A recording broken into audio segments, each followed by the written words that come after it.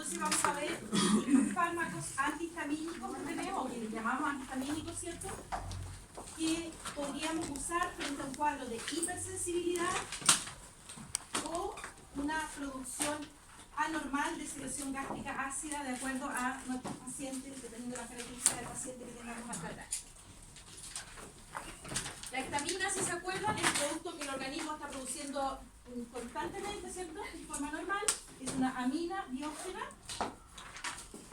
Y una de las funciones importantes de la histamina es participar en procesos de alergia, ¿cierto? Inflamación, anafilaxia, incluso una alergia extrema, ¿cierto? Pero tiene otros efectos además, ¿cierto? Uno de los grandes usos de los antihistamínicos, digamos, en la farmacología, es relacionado con las alergias. La histamina, que tiene que ver con la alergia, es la que se encuentra ubicado en los gránulos de los mastocitos y los basófilos. Entonces, esa es una de las histaminas que nos importan, nos interesan mucho desde el punto de vista terapéutico. Pero sabemos que la histamina no solamente está ahí, ¿cierto? La histamina está en prácticamente todos los tejidos de los animales, además de en los gránulos. Pero como decíamos, la que está en los gránulos es la que participa fundamentalmente en las respuestas inflamatorias, alérgicas, shock, reacciones adversas a fármacos y otras formas de agresión celular, que es ahí donde actúa, ¿cierto?, los fármacos antihistamínicos. La histamina es sintetizada lentamente y es almacenada en estos gránulos, y cuando viene un alergeno, ¿cierto?, en este caso estamos representados así, se libera esta histamina y genera la reacción alérgica, que puede llegar a ser muy severa. Pero no solamente participa en reacciones alérgicas, ¿cierto? Sabemos que otra de las funciones importantes de la histamina es producir contracción en varios músculos lisos, varios tipos diferentes de músculos lisos. Por ejemplo, bronquios, intestino y grandes vasos. Ahí produce contracción muscular. Pero produce relajación muscular a nivel de pequeñas arteriolas, por lo tanto se considera un hipotensor.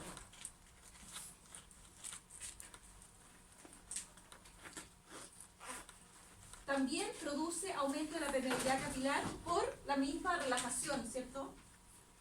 Que producen en algunos vasos sanguíneos, permite que haya mayor permeabilidad capilar.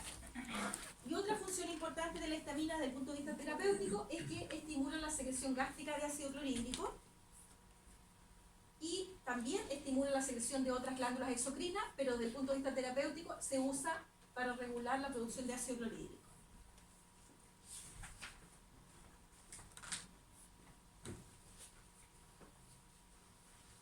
Hay 4 tipos de receptores de histamina, pero solamente el H1 y el H2 es usado en farmacología. Hasta ahora no hay fármacos que actúen a nivel de los otros receptores de histamina, siendo que la histamina es la misma, ¿ya?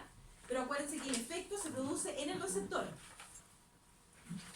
Los receptores H1, que tenemos fármacos, regulan la contracción de la musculatura lisa bronquial e intestinal. Se usan principalmente, ¿cierto?, cuando tenemos problemas alérgicos ahora, alergias respiratorias, por ejemplo, para ayudarnos a no tener esta gran contracción del bronquio. Los receptores H2, que también tenemos fármacos ahí, regulan la secreción gástrica de ácido clorhídrico. Los receptores H3, no tenemos fármacos a ese nivel, y estos receptores H3 están ubicados en el sistema nervioso central, y sobre ellos actúa la histamina, que es considerada un neurotransmisor. O sea, que solo existe el sistema nervioso central.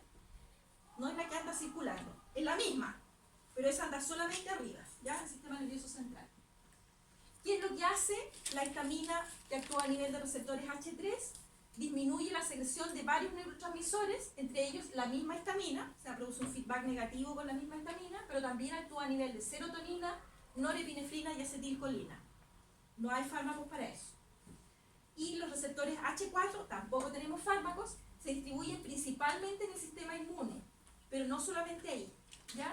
Y también tendrían algo que ver con la respuesta inmune y la respuesta inflamatoria, pero hasta ahora no tenemos fármacos que actúen a este nivel. Entonces, en la práctica, cuando hablamos de antihistamínicos, hablamos de antagonistas de la histamina, pero solamente a nivel de receptores H1 y H2. Pero tenemos muchos más fármacos que tienen efecto antihistamínico, pero no a nivel de receptores de histamina. ¿Ya? Entonces tenemos antihistamínicos que son antagonistas competitivos, que actúan a nivel de los receptores de histamina, pero también tenemos otros antagonistas que revierten o afectan el efecto de la histamina y que tienden a confundirse muchas veces. Por ejemplo, tenemos antagonistas fisiológicos de la histamina, o sea, que antagonizan la función, no actúan a nivel de receptores de histamina, sino que a nivel de la función que ejerce la histamina. Por ejemplo, las catecolaminas. ¿Se acuerdan que veíamos en la parte de las clases de farmacodinámica? Parece que fue que vimos que podríamos antagonizar en los antagonistas no competitivos, fue cuando lo vimos. Que decíamos que podíamos antagonizar el efecto de la histamina con adrenalina, porque revertimos el efecto. Bueno, la adrenalina es una catecolamina. Revierte el efecto de la histamina, que es de vasoconstricción, produce de vasodilatación. La adrenalina produce la vasoconstricción y es capaz de revertir el efecto de la histamina. Lo mismo las xantinas, que son las xantinas son los que traen muchos de los estimulantes que consumimos habitualmente, el chocolate, el café, el té, el guaraná. Esos tienen xantinas, ¿ya? Y existen xantinas hechas en el laboratorio también, ¿ya? Todas tienen este efecto también, ser capaces de antagonizar los efectos de la histamina, pero no ocupando receptores de histamina.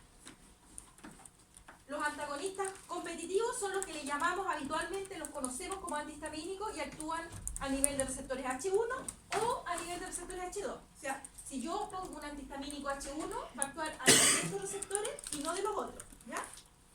Y obviamente va a producir ese tipo de efecto. Y hay otro efecto antihistamínico que se produce por inhibición de la liberación de histamina, por disminución de la desgranulación, estabilización de los mastocitos y los basófilos. Impide que se desgranulen, por lo tanto que liberen la histamina, ¿ya? No es que inhiba la histamina, es que impide que la histamina se libere, ¿ya? Y aquí tenemos el cromoglicato, que lo vamos a ver cuando veamos respiratorio. Se usa fundamentalmente cuando hay problemas respiratorios. Como no se libera la histamina, no hay un efecto broncoconstrictor, ¿ya? No es un broncodilatador, pero ayuda a que no se produzca la broncoconstricción, ¿ya? Entonces vamos a referirnos ahora a estos, a los antagonistas competitivos, pero acuérdense que tenemos otros fármacos que también antagonizan el efecto de la histamina, pero sin actuar a nivel de receptores de histamina. Vamos a partir con los antihistamínicos H1. Los antihistamínicos H1 se dividen entre primera generación y de segunda generación. Y una de las grandes diferencias está dada por su liposolubilidad, que le permite atravesar fácilmente o no fácilmente la barrera hematoencefálica.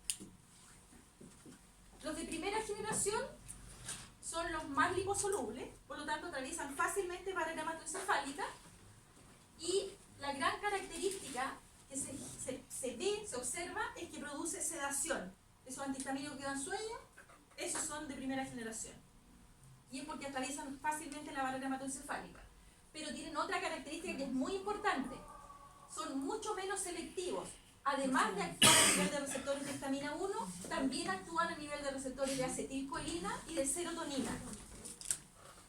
Entonces, tiene un efecto mucho más amplio que solo antihistamínico.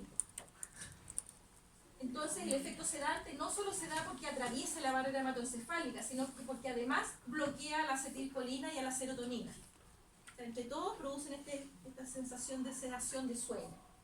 Los de segunda generación, en cambio, son menos liposolubles. O sea, no es que no atraviesen nada, pero atraviesan mucho más lento la barrera hematoencefálica, por lo tanto, es muy difícil alcanzar niveles altos. Y por otro lado, entonces tienen menos efectos sedantes, tienen efectos solo a nivel de receptores de histamina, y su efecto en general es más duradero. La mayoría de ellos se usa cada 24 horas, a diferencia de los otros, que se usan cada 12, cada 8. Bueno, aquí tenemos los antihistamínicos de primera generación, H1 de primera generación, y lejos la que más se usa es la clorfenamina o clorofeniramina o clorfeniramina, todo lo mismo, ¿ya? No importa, no nos preocupemos de esta división. Lo que nos interesa es que es un antihistamínico H1 de primera generación es la que más se usa en animales, no solamente porque es barata, sino porque además actúa mucho mejor. De hecho, en animales, los antihistamínicos de segunda generación que sirven muy bien en humanos, ¿cierto? Para las alergias respiratorias que estamos ahora en pleno, en los animales no funcionan bien. Y se cree que la razón es porque actúan solo a nivel de receptores de histamina. No se sabe por qué, pero aparentemente es eso. ¿Y por qué en el humano sí funcionan y en el animal no? No se sabe. Profe, ese efecto de sedación es tolerante después con el tiempo, ¿no? Siempre va... Se produce siempre, se va produciendo un nivel de tolerancia, pero siempre te produce cierta sedación. Ya, pero después disminuye. Disminuye, sí, sí. Bueno, todos los antihistamínicos H1, los de primera y de segunda generación, son inhibidores competitivos, ¿cierto? Son antagonistas competitivos. Por lo tanto, si yo aumento los niveles de histamina en los receptores H1, voy a tener efectos de histamina, como todos los inhibidores o los antagonistas competitivos. Esa es la razón que determina que sea mucho más eficiente ocupar los receptores de la histamina antes que venga la alergia. Por eso que las personas que tienen alergia al polen están tomando antihistamínico hace como un mes. La idea es que cuando llegue la histamina, se libere la histamina, el receptor esté ocupado. Y como se libera la histamina que se libera, ¿cierto? Lo más probable es que no sea capaz de sacar al antihistamínico del receptor, porque es una inhibición competitiva. O sea, si tuviera una tremenda liberación de histamina, igual puede tener un choque anafiláctico, ¿ya? Pero la idea con los antihistamínicos es ojalá ocuparlos preventivos, antes que venga la liberación de histamina, si nosotros sabemos que va a venir, como en el caso de la alergia al polen. Nosotros sabemos más o menos en la época en que va a venir la alergia al polen, ¿ya? Funciona mucho mejor. Lo mismo que en humanos y en animales. Como decíamos, los que mejor funcionan en animales son los de primera generación. Tienen efecto sedante. A pesar de producir esta sedación, puede ser estimulante o depresor del sistema nervioso central. O sea, no siempre actúa deprimiendo el sistema nervioso central, a pesar de producir sueño. Sabíamos que además de tener el efecto antihistamínico, también tiene efecto anticolinérgico, ¿cierto? Y antiserotoninérgico. Y este efecto anticolinérgico es capaz de disminuir secreciones de glándulas colinérgicas, por ejemplo, las glándulas respiratorias. Entonces, por eso que son tan eficientes, por eso que se cree que son mucho más eficientes los animales que los de segundas. Porque por un lado revierten el efecto de la histamina, que es broncoconstrictor, y por otro lado disminuye las secreciones respiratorias. Entonces sería mucho más eficiente para una rinitis alérgica en los animales. Porque en los humanos no es así, no sé, ¿ya? También los antihistamínicos de primera generación tienen efectos antieméticos, o sea, controlan el vómito, paran el vómito, y esto funciona principalmente cuando el vómito es producido por vértigo, por cinetosis, por mareos. Pero este efecto antiemético es menos eficiente que los tranquilizantes fenotiazínicos, que los vamos a ver cuando veamos la parte de depresores del sistema nervioso central. Vamos a ver los tranquilizantes, que es lo que más se usa para los viajes en los animales cuando se marean, ¿ya? Pero también podríamos usar clorfenamina, por ejemplo. ¿Por qué el antiemético relaja musculatura? Sí, es por musculatura. Pero además hay receptores de histamina en el aparato vestibular. Entonces por eso que es para los vómitos por cinetosis, más que nada. Porque además no te estimula el sistema vestibular, te ocupa esos receptores. Los de segunda generación decíamos que en animales hasta ahora no han demostrado ser eficientes. ¿Ya? Son menos liposolubles, atraviesan menos la barrera hematoencefálica, tienen menos sedación y sí serían buenos antiinflamatorios y antialérgicos. Disminuyen la infiltración de eosinófilos, ¿cierto? Que es el sitio donde se produce, ¿cierto?, la gran respuesta inflamatoria producto de una alergia. Sin embargo, como les digo, por algunas razones los animales no funcionan bien y en el humano sí. Bueno, ahí está astenisol, cetiricina, ahí dice cetiricina, loratadina y nerfenadina. Y otra cosa que la gente que tiene alergia sabe que se produce tolerancia a lo que tú decías, ¿ya? Pero se produce tolerancia al medicamento. Entonces, por eso que hace como 5 años atrás se usaba la loratadina, después se usó la desloratadina, que le hicieron un cambio químico pequeñito, ¿cierto? Por eso se llama desloratadina, casi lo mismo, pero tienen un doble enlace por ahí, y el organismo lo reconoce como un fármaco nuevo y responde bien. Dejó de funcionar la desloratadina y ahora se usa la cetiricina, ¿ya? Entonces, cada cierto tiempo, cada 2 años por lo menos, ¿cierto? Se van creando nuevas moléculas para que tengan para cambiar, porque se sabe que produce tolerancia y demora alrededor de un par de años, ¿ya? Entonces, un par de años se espera que funcione bien el que está siendo usado, pero en algún minuto va a haber que cambiarlo en el humano. Nosotros seguimos usando clorfenamina. O sea, algo hay en el funcionamiento entre humanos y animales que determina que no funcionemos de la misma forma. ¿Ya? Farmacocinética, esto está referido fundamentalmente a los de primera generación, que son los que usamos en animales. ¿Ya? Todos los antihistamínicos H1 de primera generación se pueden administrar por vía oral y se absorben bien en monogástricos, pero no se absorben bien en rumiantes. Por eso que en los rumiantes se prefiere la vía intramuscular. Los efectos, independientes si es oral o intramuscular, empiezan más o menos después de 20 a 45 minutos y se prolongan por entre 13 a 12 horas. La clorfenamina, que es el que más se usa por vía oral, en perros, por ejemplo, en gatos también, se administra cada 12 horas, la mañana y la noche. La administración endovenosa no se recomienda, ¿ya?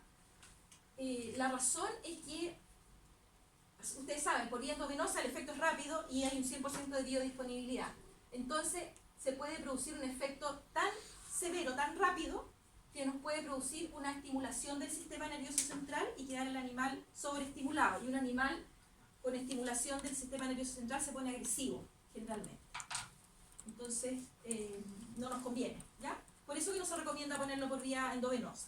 No es que no sea buena, rápida y todo lo demás. No nos conviene a nosotros. Amplia distribución en el organismo, concentraciones altas en pulmón, bueno, y en piel, que son lugares donde nos interesa tener el efecto.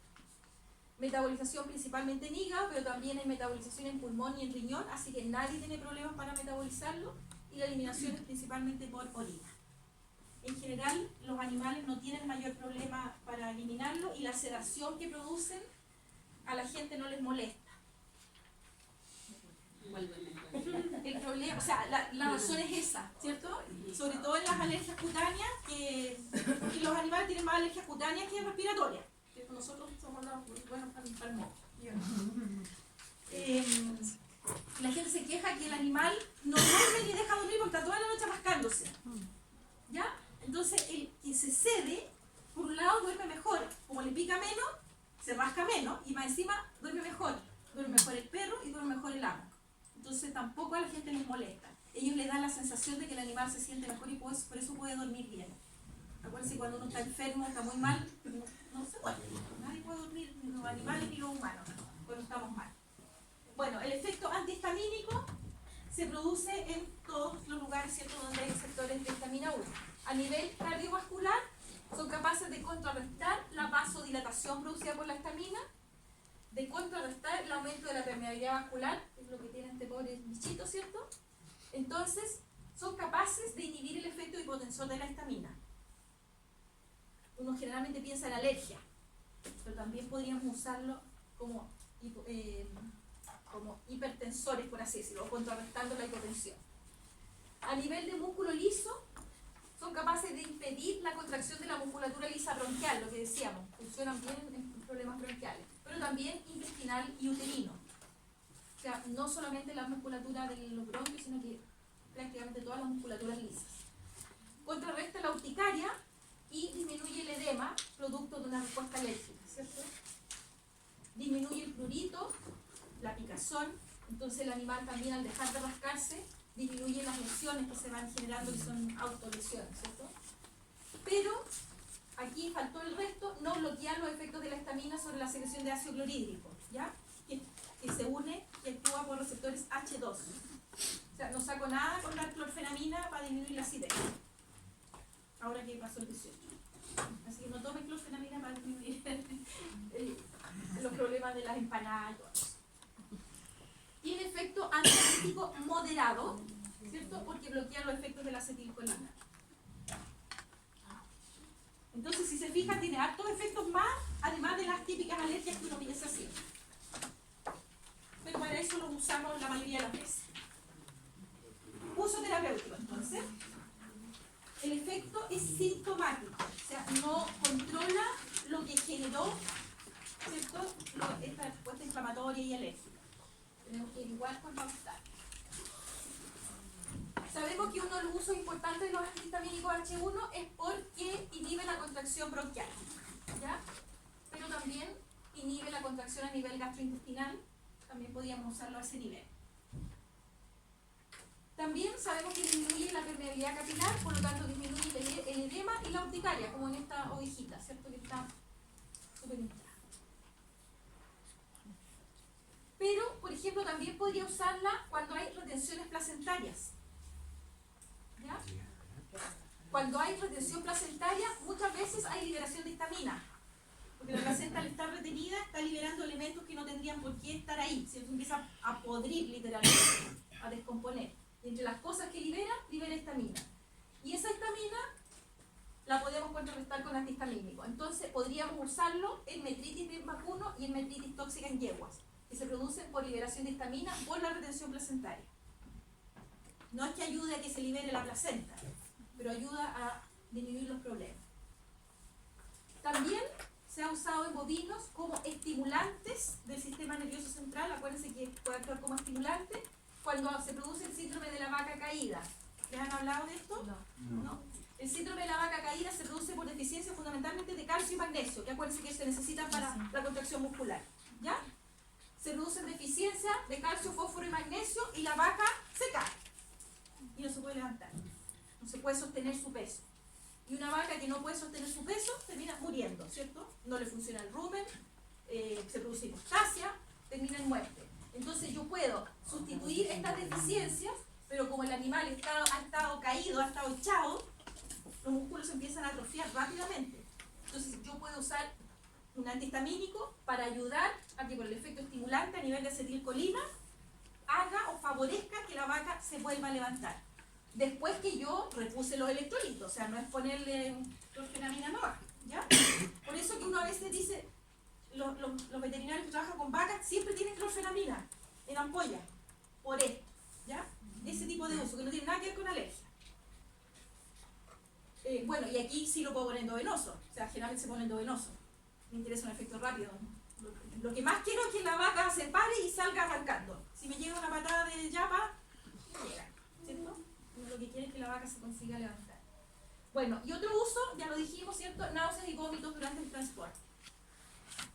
Así que tiene varios usos que no son necesariamente relacionados con las alergias, que es lo que más uno siempre le suena. Los RAM se consideran muy seguros. A dosis terapéuticas simplemente son atóxicos, o sea, no debiera tener ni un problema, ¿ya? Lo que más se ve es la sedación, somnolencia y desorientación con los antihistamínicos H1 primera generación. Pero como les digo, en general a la gente no les molesta. Pueden haber problemas gastrointestinales como anorexia, náuseas, vómitos, dolor epigástrico, cierto estreñimiento, diarrea, pero principalmente por tratamientos prolongados. Es muy poco frecuente. Acuérdense que el animal se siente mejor y la gente se le olvida darle los remedios, ¿ya? No es como el humano que sigue tomando. Entonces esto es muy poco frecuente de observar. Sí hay que tener cuidado con los perros con hipertrofia prostática, porque acuérdense que relaja la musculatura lisa. Por lo tanto aquí al animal le va a costar orinar y defecar, ¿ya? Entonces los que más tienen problemas con la hipertrofia prostática son los perros viejos, mayores de 7 años. Así que en ello hay que pensarla bien si vale la pena, porque va a empeorar el proceso. Sobredosis, o sea, no dosis terapéutica, ya dijimos que son súper seguros, ¿ya? Pero sobredosis muy altas igual pueden producir ataxia, convulsiones, miriasis y pupilas fijas. Y los más afectados son los vecinos. En ellos incluso pueden morir por una sobredosis.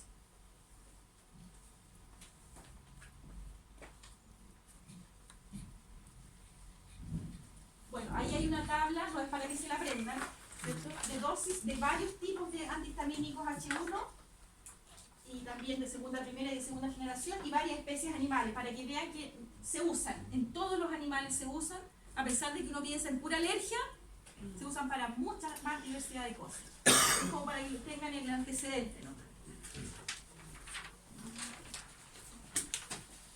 Los antihistamínicos H2 ahora actúan a nivel de receptores H2, está la cimetidina, ranitidina y famotidina. Nosotros aquí no tenemos preparados de uso veterinario, así que usamos los de humanos. Ellos actúan a nivel de receptores H2 que están en el estómago, bueno, las células parietales del estómago, no sé dónde está, ¿ya? Pero actúan solamente sobre los receptores H2. Entonces esto tampoco me sirve para la alergia, lo que decíamos, ¿ya? ¿Qué producen los antihistamínicos H2 o los antagonistas de receptores H2? Interfieren con la secreción gástrica de ácido clorhídrico, la disminuyen, no es que la cortan, ¿ya? Disminuyen la producción de ácido clorhídrico por efecto directo a nivel de los receptores en las células parietales del estómago. También relajan el músculo liso uterino en las ratas, hasta ahora se ha visto solo en ratas. Y también puede producir vasodilatación en el lecho capilar. Pero para lo que se usa es para disminuir la secreción de ácido clorhídrico.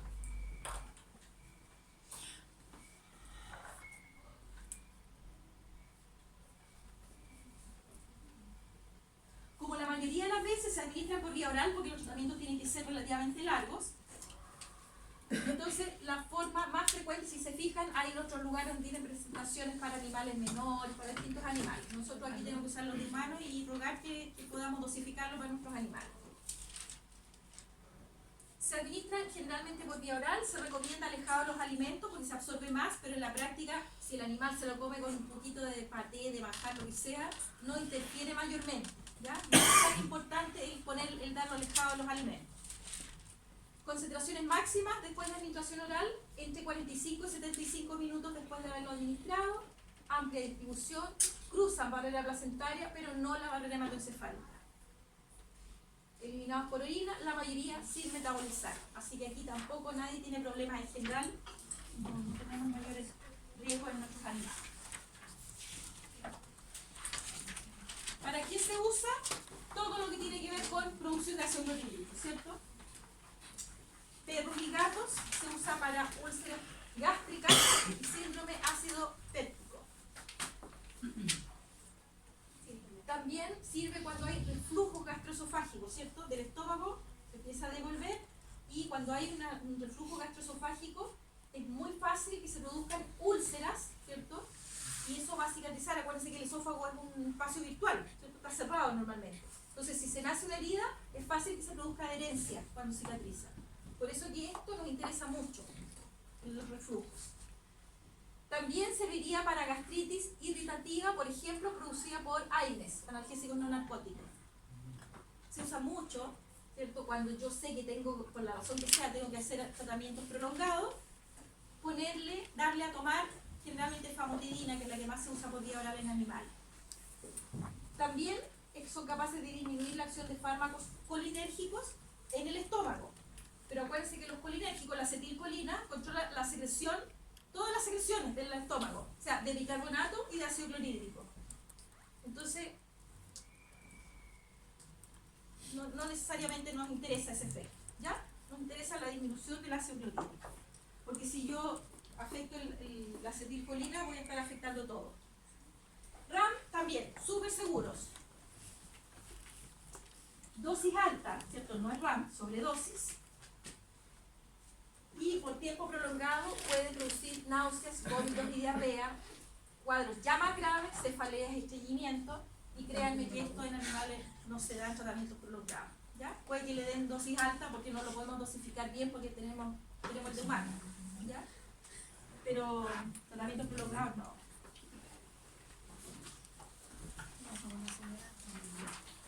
Interacciones. O sea, cuando doy uno de estos y otro, ¿cierto? No se recomienda administrarlos por vía oral junto con antiácidos, porque el antiácido ya va a generar la disminución de la producción de ácido clorhídrico, no tiene ningún sentido, ¿ya? Tampoco se recomienda administrarlos junto con gastrocinéticos o procinéticos como la metoclopramida, que lo que hace es vaciar rápido el estómago. Y si lo vacío, no va a tener ninguna influencia sobre el ácido clorhídrico. La cimetidina, ya hablamos de ella, ¿cierto? La cimetidina es un inhibidor enzimático, decíamos que se puede usar con fines de inhibidor, ¿cierto? Para poder administrarlo junto con otras drogas que sean medias complicadas, ¿cierto? Dijimos que se podía usar con la intoxicación con paracetamol en los gatos, por ejemplo, ¿verdad? Para que el metabolito se vaya produciendo más lentamente. Así que la cimetidina, acordarse siempre, es un inhibidor enzimático. Entonces, el otro fármaco se va a metabolizar más lento y va a durar más su efecto. También, como va a disminuir, ¿cierto?, la producción de ácido clorhídrico, va a disminuir la absorción de fármacos que necesitan un pH ácido en el estómago. Por ejemplo, el ketoconazol. Si se acuerdan, lo vimos también que era un inhibidor enzimático. Y otro efecto que tiene la cimetidina es que tiene un efecto antiandrogénico, o sea, anti-hormonas sexuales masculinas. Y esta es la razón por la que en humanos casi nunca se usa la cimetidina. ¿Se han fijado? Que los humanos toman o ranitidina o famotidina. Cimetidina es como que nunca existió, porque tiene efectos antiandrogénicos. Y los que más se enferman de la guata son los hombres. ¿Se han fijado que los que más se enferman de la guata son los hombres? Nosotros tenemos una dieta, aunque seamos desordenadas en la comida, tendemos a comer más liviano y en menores cantidades. Y por eso nos enfermamos menos de la guata. ¿Cuál es el problema del efecto antiandrogénico en los machos? Pues en los humanos y monos produce ginecomastia, crecimiento de la glándula mamaria. Por eso no se usa. ¿Ya? En perros y ratones, este efecto antiandrogénico puede producir incluso disminución del tamaño testicular, pero sin afectar la función reproductiva. O sea, no tiene ningún efecto a nivel reproductivo, pero es feo. Estéticamente feo. Por eso que la cimetidina es como que no existiera. Cuando se usa como inhibidor enzimático. Esa es la realidad. Tanto en humanos como en animales. Vamos a empezar a tomar.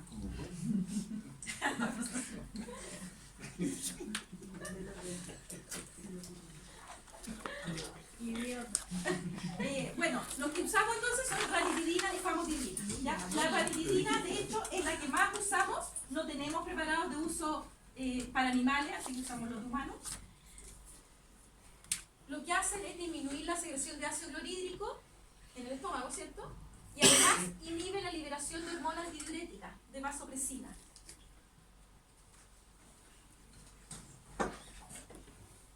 La ranitidina tenemos, como ven ahí, preparadas para administración oral y parenteral. Por vía oral, biodisponibilidad de alrededor del 50%, baja, no es muy alta. Por eso que las recomendaciones son administrarlo alejado de la comida, pero la verdad es que no aumenta mucho más la biodisponibilidad si lo administran alejado de las comidas. Por eso que sí, como les digo, en los animales es difícil dar un medicamento solo. Es más fácil enmascararlo con una comida, no hay ningún problema. La ranitidina, cuando la administro por vía parenteral, la puedo administrar cada 12 o incluso cada 24 horas. Pero por vía oral, sí o sí la tengo que administrar por lo menos cada 8 horas, porque la vida media es de 3 horas por vía oral. 3 horas. Entonces en la práctica yo debería darla cada 6 horas. Muy difícil que la gente se acuerde de darle cada 6 horas al animal, a no ser que esté hospitalizado. ¿Ya? Cuando lo usamos por vía parenteral, lo podemos usar por vía intramuscular o vía endovenosa lenta, y los chiquillos siempre piensan, a lo mejor a ustedes también les ha tocado, que cuando les ha tocado por esas cosas de la vida, ponerlo por vía endovenosa la ranitidina, el animal vomita, ¿ya? Es porque no lo es suficientemente lento, ¿ya? Hay que diluirlo en la jeringa con harto suero y irlo poniendo lentamente. La verdad es que no es frecuente. Lo más probable es que ustedes, la persona que le ha pasado, porque ustedes lo pusieron muy rápido, porque claro, uno dice lento. ¿Qué es lento? Para mí lento es una cosa, para otras personas es otra cosa. Yo he visto que también a veces lo usan en para la intoxicación. Pero es muy poco, son muy bajos los animales que vomitan. ¿Ya? No es eficiente. O sea, lo puedes usar, a ver si funciona. Pero la mayoría de las veces cuando tú quieres que vomiten, no vomitan. Claro, aunque lo pongan, ¿cierto? Bueno, todo al tiro de viaje, no vomita. ¿Ya? No se considera un emético. Para nada. Así que a las personas que les ha pasado, que yo sé que les ha pasado a muchos, es porque lo han puesto muy rápido, nada más. No es frecuente.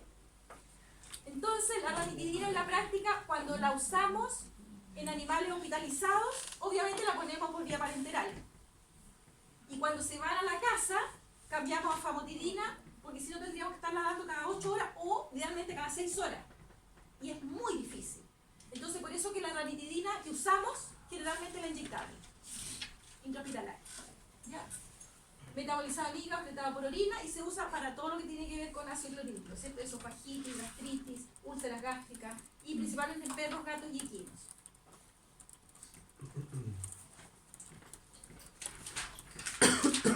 Y la que se usa por vía oral es la famotidina, porque aunque tiene una biodisponibilidad menor, dijimos que la ranitidina tiene un 50% por vía oral, esta tiene un 37%.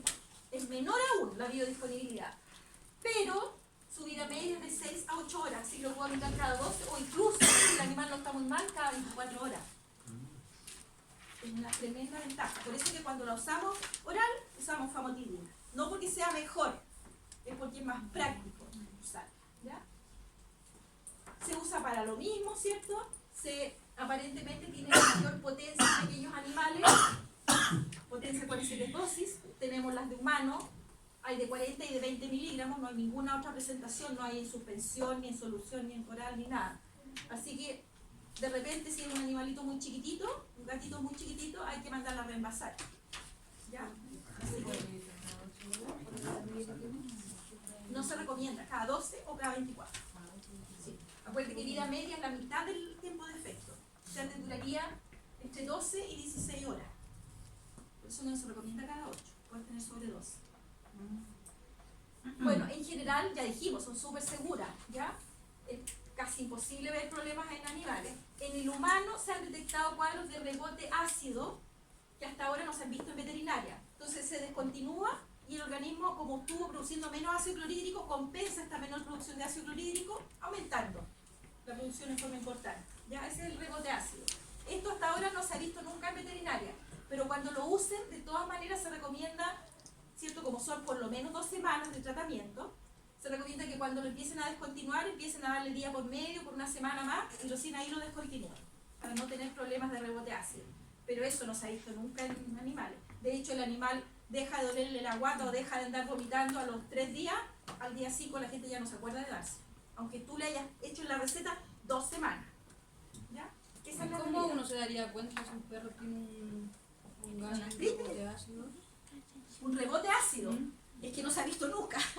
Se supone que se vería igual como tú ves la gastritis en el inicio, ¿cierto? Que es un exceso de producción de ácido clorhídrico. Lo ves porque el animal anda encorvado, le duele la guata. Tú le tocas la guata y le duele, no le duele aquí, le duele acá. El epigastrio, definitivamente.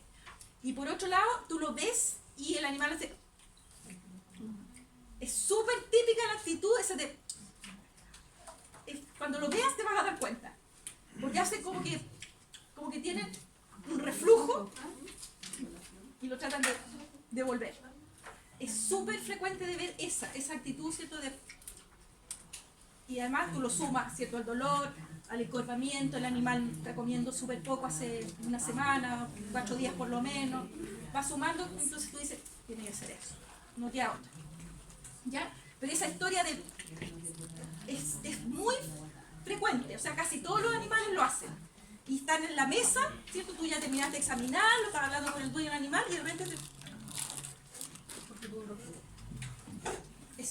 aparentemente los reflujos en ellos son tremendos, porque como te digo, uno lo ve siempre. Uno no puede no verlo, uno lo ve.